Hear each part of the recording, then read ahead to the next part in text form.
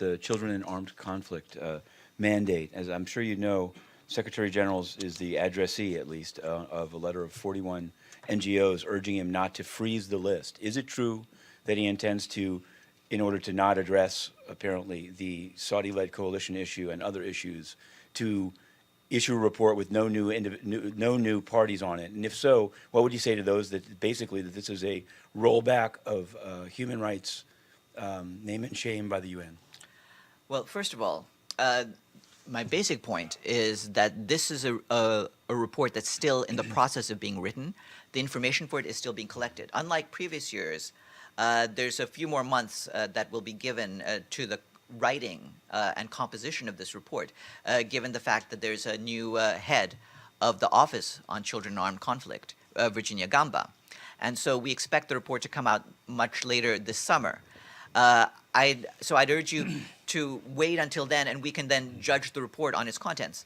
It's clear that the office is trying to write as strong a report as it can, and it's trying to evaluate the information that it receives. And so we'll have a bit more information down the line about what it comes up with. I thought when Mr. Rugi left and before Ms. Gamba came, it was said from this podium repeatedly that there's an entire team working on it, that there would be no delay by having a new person. Now has a decision been made to delay, and if so, for how long? And how does it jibe with what was said previously? Well, you know, Ms. Gamba is now in charge of the report. She's trying to evaluate the material.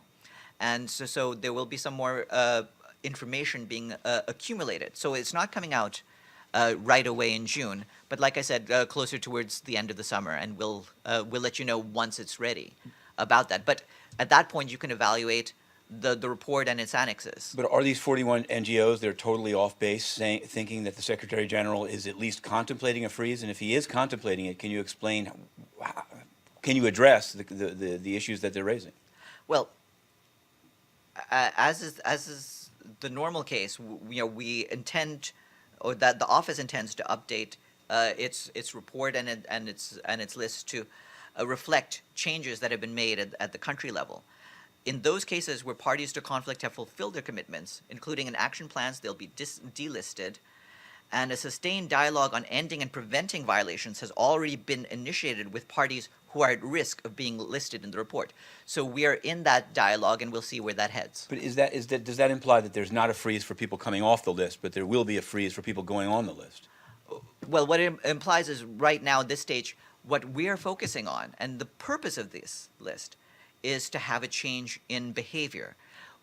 When parties are in danger of being listed, what we're trying to do is open a dialogue with them about what they need to do to improve their records. And so that process has already begun, and we'll see where we can get with that. One last on this. Is the Saudi-led coalition in danger of being listed? Is there a dialogue? At this stage, like I said, the report is still being worked on. I wouldn't be able to talk about any specific countries or specific circumstances while we're in that stage of preparation. Yes. On children in armed conflict, what do you think of freezing the list from no new listings? That's what's reported. Human Rights Watch and others say that Mr. Guterres will not list new countries. As a country very in... Good question. I will get back to you on this.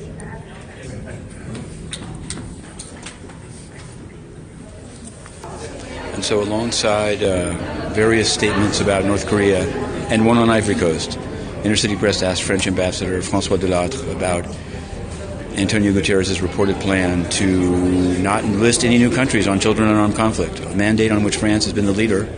Are they renouncing their leadership? Monsieur Macron, où êtes-vous? To be continued.